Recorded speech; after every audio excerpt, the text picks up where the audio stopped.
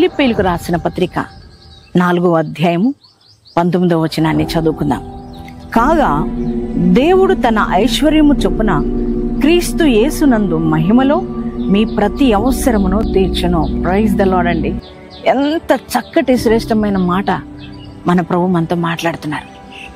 మన యొక్క అవసరతలన్నీ క్రీస్తు యేసు మహిమ దైశ్వర్యములోంచి మరి దేవుడట తీరుస్తానని వాగ్దానం ఇస్తున్నాడు.